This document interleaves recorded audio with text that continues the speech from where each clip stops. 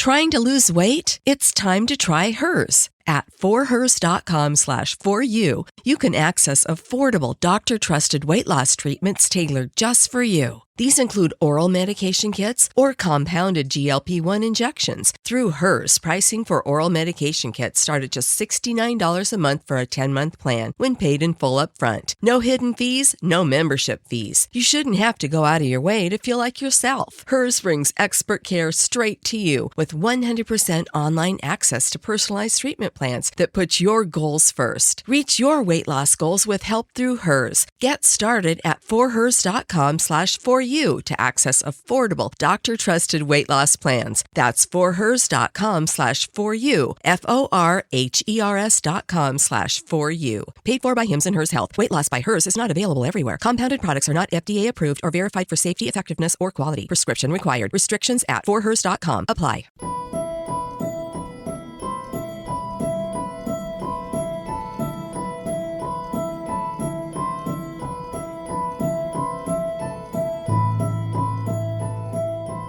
Hello, welcome to Missing Miles Podcast. I am Gary Howard. Thank you for joining me. Goodness, it's been a while since I've done one of these episodes. These are a little bit harder for me to do besides my other podcast, Truck Stop Murder, because I can't kind of find crazy cases and whatnot. But this, I just don't know. I'm having a hard time trying to figure out what to do, what cases to do. And with the amount of time that I do have as I'm a truck driver, it's really hard to find enough information on cases. So I was going to do a breakdown of the whole Amber Alert. I'm going to stay with that subject, but I'm going to do it because I was going to talk about that. And I was talking about all the different cases, which I started looking at it, and I'll just be rambling on and on and on about the Amber Alerts. But I did find one of the cases that had an alert, and today we will be talking about Amber Alert, which if you go to my TikTok sceneries and cemeteries, was able to visit her final rest place. I did not know she was at the cemetery I was visiting to in Arlen because I was visiting Dimebag Darrell and his brother. But then I was like, well, who else is here? Then I was like, Amber Hagerman? Yep, I'm going to go over there. But today, we're going to talk about the murder of Rachael Runyan. The murder of Rachael Runyan is unsolved child murder, which occurred in Sunset, Utah on August 26, 1982. Then a 3-year-old girl was abducted from a playground and murdered by unknown individuals. Her body found 3 weeks later in a creek bed in nearby Morgan County. One of Utah's most notorious cold cases. Rachael's murder ultimately provided a catalyst to establish the Rachael Alert, child abduction alert system, which remained in use in the state of Utah until 2003, when the state abducted a national Amber Alert, child abduction emergency alert system, which became nationwide. I think this was just in Utah. The abduction and murder of Rachael Runyan was a factor in 1983 passage of the U.S. Congress Missing Children's Act and was mandated all allocations and additional resources for the investigation of ongoing missing children cases. In 2017, the Rachael Runyan Missing and Exploited Children's Day was signed into legislation in Utah. The purpose of annual observance is to raise public awareness of missing, exploited children within the state. The annual awareness day is August 26th, the date of Rachael's abduction. Runyan's abduction and murder remains unsolved today. Which I haven't said this in a while about why I named this Missing Miles podcast. Should take a break real quick because I'm a truck driver and I travel from day to day and I travel miles, and that's my journey from shipper to receiver's mile. And life is kind of like that. You're born and then you die is kind of what you travel to that point. And if anything transpires between that, those miles are now missing. You cannot cannot recover the miles. Like if I get a wreck and I have to I'm missing them miles too. So it was just a thought they came up with. But yeah, the background is Rachael Marie Runyan was born June 23rd, 1979 in Weber County, Utah, the second child and only daughter of Jeff and Elaine Runyan. She had an older brother, Justin, and a younger brother, Nathan. The Runyan family had to move to Sunset from Tennessee just before Rachael's birth. Her mother would later recall she and her husband had believed Sunset, then a community of 6,000 inhabitants, would be a wonderful and safe place to raise their children. Rachel was a child beauty queen, been having crowned Miss Little Sunset the year before her murder. She had been described by her mother as a well-beloved child who often, being too young to participate in playground games with Justin and other children, was content to simply sit aside and suck her thumb watching the others children play. The habit had led her mother occasionally teasing Rachel that she would become bug-toothed as an adult, to which Rachel would just simply giggle. Despite the sense of security Jeff and Rachael Runyan felt within the community of safe, both parents repeatedly warned their children repeatedly warned their children of dangers of trusting anybody they did not know who attempted to lure them from their home or any safe environment, which then is not like it is now. Then, I know back then it's 82, I was 12, and he'll come home when he comes home. But yeah, the family lived in a modest home adjacent to Doxey Elementary School playground, a park the three children were fond of, which they regularly played. Mitchell Park was also near their home. In the summer of 1982, Jeff and Rachael Runyan installed a gate in the backyard fence so the family could easily access the playground. But in the late morning of August 26, 1982, Rachael Runyan and her 5-year-old brother Justin asked their mother if they and their younger brother Nathan, aged 18 months, could play in the playground at Doxey Elementary School. Although Rachael Runyan had never allowed their children to play unsupervised anywhere outside their family home because she was preparing lunch for her children when they made the request, and the school playground was just 15 feet away from her home, well within sight of the kitchen window. She agreed to it nonetheless. Runyan looked repeatedly out the kitchen window and conversed with her children as she prepared a meal. When Elaine called her children to come home for lunch approximately 12:55, only Nathan and Justin returned home. Justin blurted out to her that Rachel had been taken from her park by force moments before. Let me repeat that again. Rachel had been taken from the park by force moments before by a young black man who initially offered to buy her ice cream and bubble gum at a nearby supermarket. According to Justin, the man had approached them as they played in the sandpit, attempted to lure the siblings into the car with an offer to purchase candy for the trio. When they were close to the man's car, Rachel told him she liked bubblegum flavored ice cream. It sounds yummy. The man claimed to have the flavored ice cream in his car. Justin said that when he warned Rachel not to accompany the man any further, she began to turn around and walk away. In response, he simply picked up Rachel up and placed her over his shoulder before bundling her, screaming into the car as Justin stood frozen in fear with Nathan standing by his side. They didn't know what to do. Elaine rushed to the supermarket. The kidnapper had mentioned, repeatedly asking staff and shoplifters, "Have you seen a blonde girl, a 3-year-old with a black man?" Nobody she encountered had seen the child. Approximately 20 minutes after the daughter's disappearance, Elaine reported Rachel's abduction to the Sunset Police. Immediately upon learning of Rachel's abduction, the Sunset Police Department set up a roadblock in and around the city. The tactics failed to help police apprehend the suspect or to recover Rachel. An hour following her abduction, a task force consisting of 10 law enforcement investigators was formed to investigate the child's disappearance. These investigators were recruited from several Utah counties and supervised by Sheriff Bryant Johnson. Both Justin Runyan and a 10-year-old kid who also been approached by the man at the playground described him to be two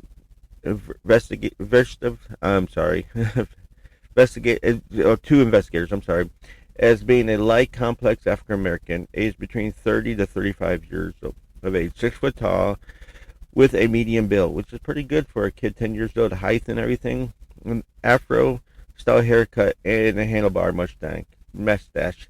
He drove an older model 4-door dark blue car with a wood stained strips along the side. Today that would be very standouting, but then it wasn't. But yeah, the man had a been at Mitchell Park talking to various children and drinking coffee for a minimum of 15 minutes before abducting Rachael. Investigators also discovered his individual had played with the three Runyan children for several minutes before they accompanied him partway to his vehicle. Although eyewitnesses' memory enabled police to obtain an accurate physical description of the child's abductor, from which they were able to construct a detailed composite drawing, which I'll put that on my social media pages. The only witness to Rachael's abduction had been three children. No CCTV were captured her abduction from school grounds. As such, beyond police and media appeals, subsequent law enforcement efforts were officially limited to procedures like forensic searches of the crime scenes and house-to-house inquiries in the hours of the day after the event. Yeah, today there'd be videos all over the place of him and the DNA. There'd be people. Yeah, he would not have gotten far. We have come a long way from 82. We have public appeals for information about Rachael's disappearance did lead to investigators receiving multiple leads, both in relation to the whereabouts of the child and possible identity of her abductor. Although all leads was vigorously pursued, they ultimately proved fruitless. With assistance from a assembled neighborhood community, many of them donated money to improvised family search effort. The Runyan family began its own effort to search for Rachael. Both the family and neighborhood volunteers had limited means and methods for the search at their disposal, although a nationwide distribution of flyers displaying Rachael's picture was organized with the assistance of friends and neighbors. The Runyan family searched local neighborhoods and distributed thousands of missing person posters and flyers, alerting the public to Rachael's disappearance within 3 weeks. The initiative had cost the family $10,000 in postage expense alone. That invested 83 cents. That's a lot of money.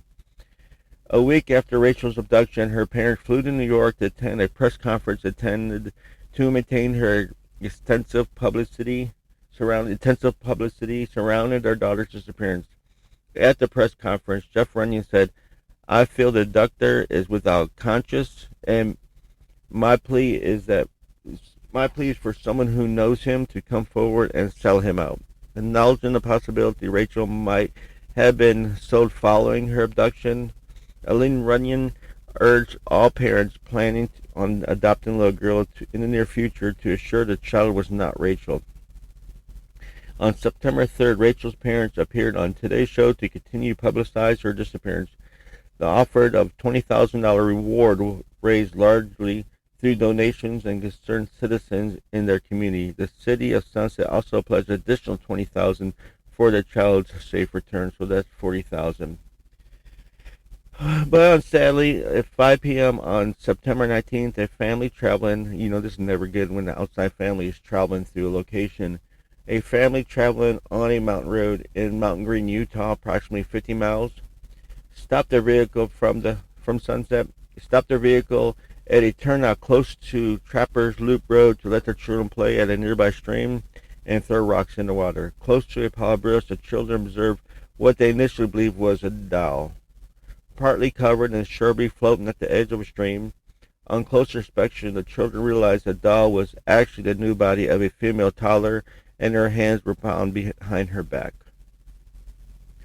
Rachael relatives were able to offer tentative identification of her body from a chipped tooth and piercings in her ears. Due to the advanced state of body's decomposition, the cause of Rachael's death was never established. The coroner was able to exclude smothering as the cause of death. But yeah, then shortly after right after they had the funeral of her, Jeff and Eileen Runyan held Rachael's funeral service at the Sunset Stake Center.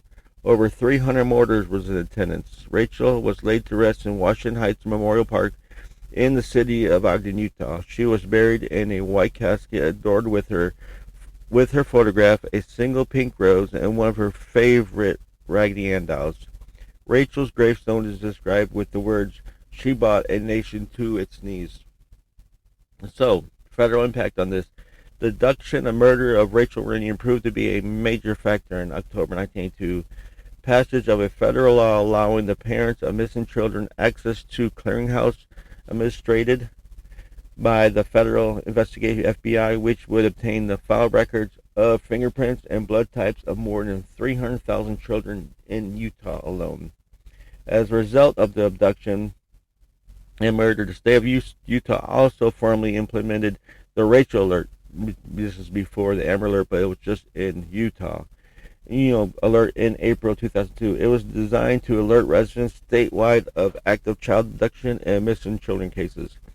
Once law enforcement personnel verified the authenticity of a child abduction case, a Rachael Alert was faxed to all televisions, radio networks for immediate and high priority statewide broadcast. So this was just on TV. This is long before cell phones and computers and all this. We had a criteria to be met in these cases include the missing child must be a minor or mentally handicapped, that they were in immediate danger, that the disappearance was not a runaway situation, and the law enforcement had a complete and accurate physical description of the missing child. The Rachael Alert system was only used in the June of 2002 abduction of Elizabeth Smart, the January 2003 abduction of 3-month-old Nicholas Triplett.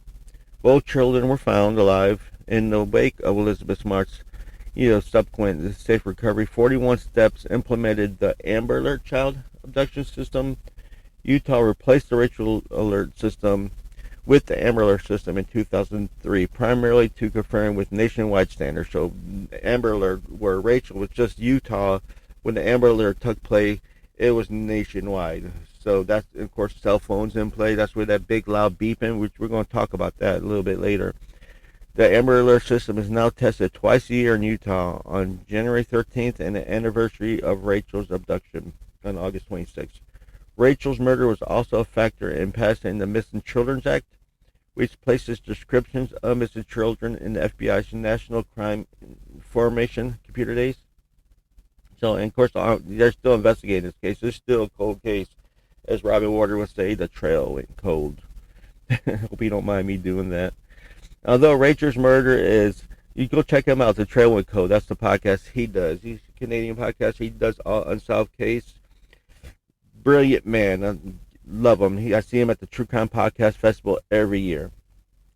But yeah, there's still ongoing case. Although Rachel's murder is unsolved case, Lieutenant Phil Olmsted, who first answered Rachael Runyan's frantic phone call for assistance following her daughter's abduction, continually assured the Runyan family of the Sunset Police Department determination to find Rachel's murderer or murderers, plural.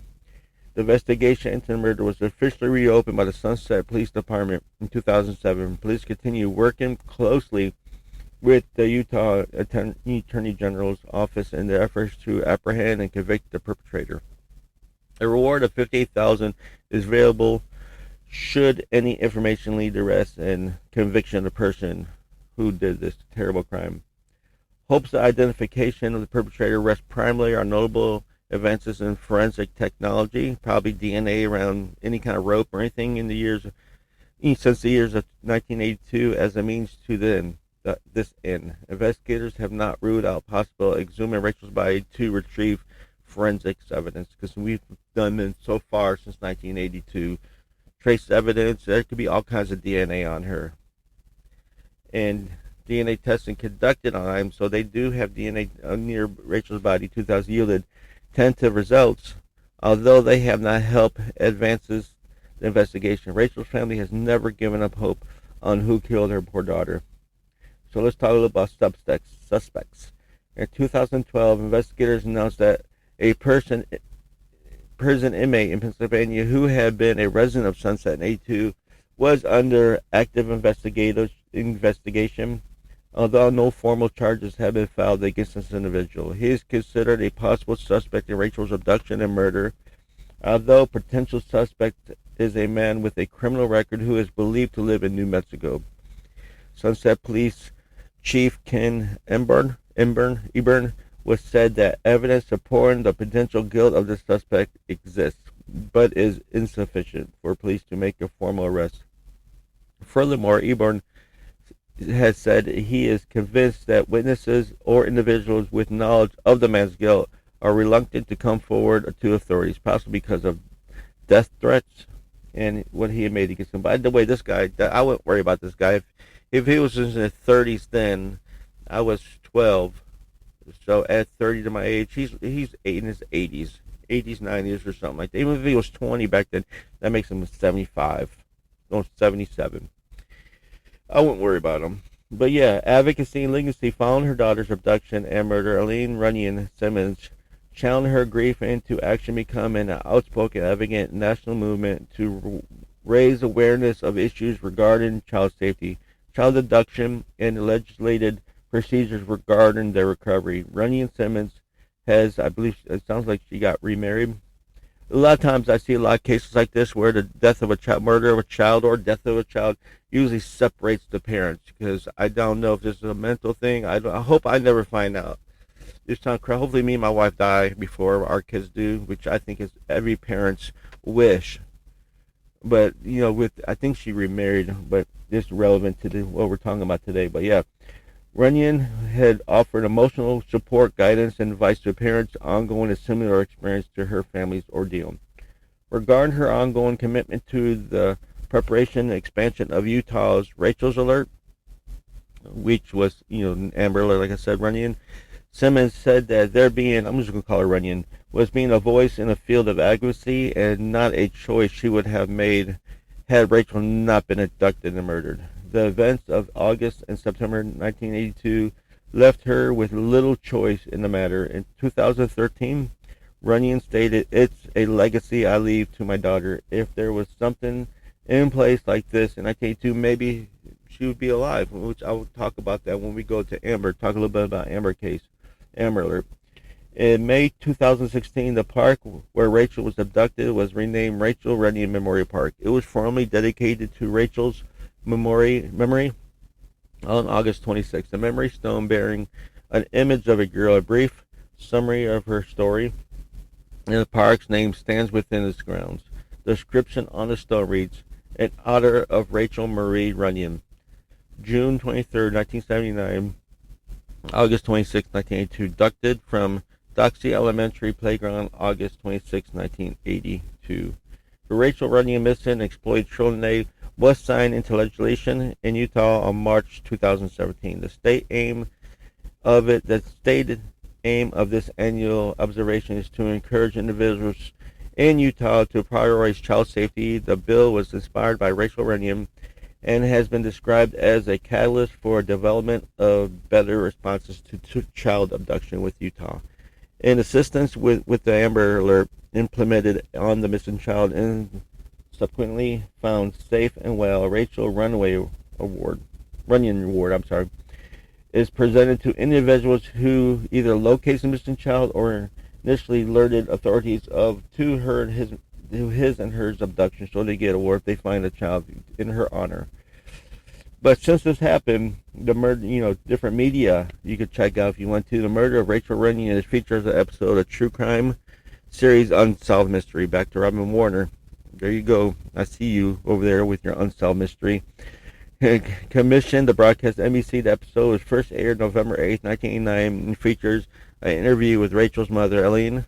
The episode includes a suggestion Rachel may have been abducted and later murdered in making a snuff film. That sounds horrible. Drew, fucking 3. Thompson Books is Thompson. Emily G. Thompson, Unsolved Children's Murder, 18 American Cases from 1956 1999, 98. Charles Williams, Faces of the Amber Alert, from Bloomington, Indiana, podcasts. Now I'm going to listen to this podcast today. The podcast series, The Murder in My Family, was broadcast a 45-minute episode focusing on the abduction and murder of Rachael Runyan and ongoing efforts her loss continues to have on their family. The episode was initially broadcast August of 2008. But yeah, so they did have the Rachael Alert until I've been talking about Amber Hagerman. Right now I do have the video on my personal, Gary Howard, of when I visited her final resting place. But let's talk about Amber Renee Hagerman. She was born November 25th, 1986. And there's a lot of information on the web. There's a lot of podcasts and everything. And there's nothing I could probably do justice because there's so much information on this and how much things has changed since her abduction of this Amber Alert.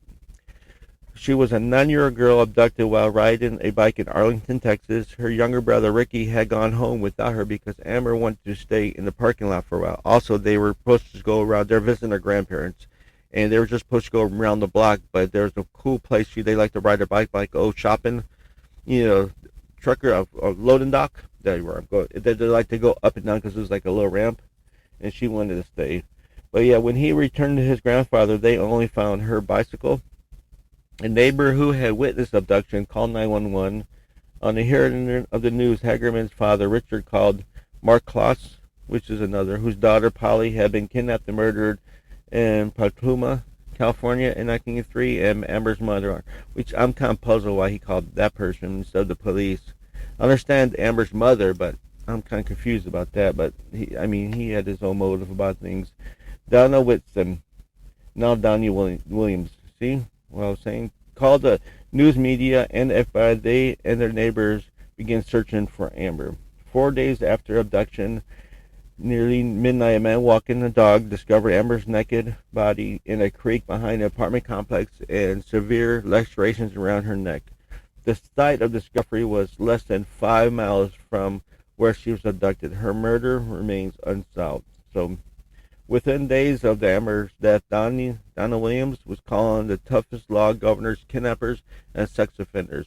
Amber's parents soon established People Against Sex Offenders, PASO.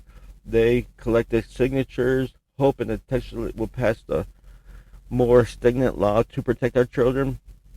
But after this, what they started doing, because of the guy who did call 911 after it, he had a description of the vehicle. He saw everything, and he called 911 right away.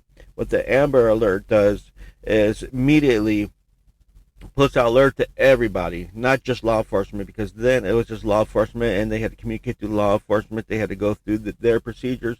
But with the Amber Alert, everybody is involved. Everybody's phone starts screaming and beeping, and then they say, be on the lookout for this vehicle, this color, this and that. So now everybody's looking for them. And so many children have been found because of this.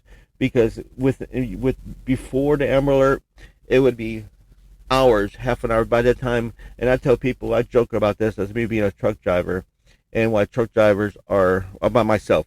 But it's a terrible thing with truck drivers. I could kill somebody in one state where I'm at right now. I'm in Ohio. I could kill somebody and be gone. I could be 2 or 3 states over before they even realize what happened. Or if they did find out what happened, they have to go through the 911 procedures, contact the police, and everything like that. But if there was if I grabbed the kid, threw her in my black Freightliner Cascadia with Prime on it, and this number, I mean, yeah, with that, eventually they would find a vehicle, but that don't mean they'll find me or this child safely. But with the Amber Alert, it buzzed out to everybody. So if I'm driving down the highway and the Amber Alert goes out minutes, and somebody sees, oh, there's that vehicle right there, calls 911, hey, I'm right here at this location, I see this truck, before you know I'm surrounded. And there has been many cases where the Amber Alert has saved children and brought them home to their parents. But there you go. There's the case of the murder of Rachael Runyan. I didn't want to go more in Amber Alert, but like I said, I don't think I could. I don't think I could do justice to Amber Alert because there's so much in the case, so many, and there is a lot of information out there about her. You could go to on YouTube, you can go on podcasts and check out. And let's see, if you do want to do that, and her Wikipedia page has information about all the different countries about it. In the book, let me see, it's just Googled efforts. But the only person that had a complaint about this was a family in Texas claimed their child suffered a ruptured eardrum and inner ear damage resulting in permanent hearing loss and tinnitus when an Amber Alert was pushed through its earphones at an ear-shattering volume. But yeah, they are loud. I don't know if anybody heard it. They're ear-piercing. They want you to know that something's going on. They want you to know who's missing. They want you to know what the vehicle's driving. And I hate to say this, but if the loss of an ear, matter of fact, I'm not even going there. Being somebody on Facebook or bickering about something. But yeah, there's a chance they might be able to get their hearing back. They go medical. But if that child is abducted and murdered, the child's not coming back. So hope you got some information about this. Not be so mad when them Amber Alerts to come, because them Amber Alerts had to come to the sacrifices of little children, as in Rachel and Amber. So I'm just babbling on right now. Thank you for joining me. If you liked the episode, please rate and review anywhere you go. Also on Truck Stop Murder, right now, a terrible act that happened in Charlotte, North Carolina. We're talking about that murder of Irina Zaruska, the terrible murder where she was just sitting there minding her own business, coming home from work, where this monster decided to stab her in the neck. I don't know, a lot of people say it was racial motivated, but go check it out and see. You can join my Facebook groups. I have Mr. Miles Facebook group, or Truck Stop Murder, or you can check me out personally, Gary Howard. Also YouTube. I haven't really put no Mr. Miles YouTubes up on YouTube. I'm going to try better to stay up on that. Now there's videos on my Truck Stop Murder, but not that. So if you want to check that, I'm trying to grow my YouTube channel. So thank you for listening, and always be observant to your surroundings, because somebody might be observing you. Thank you.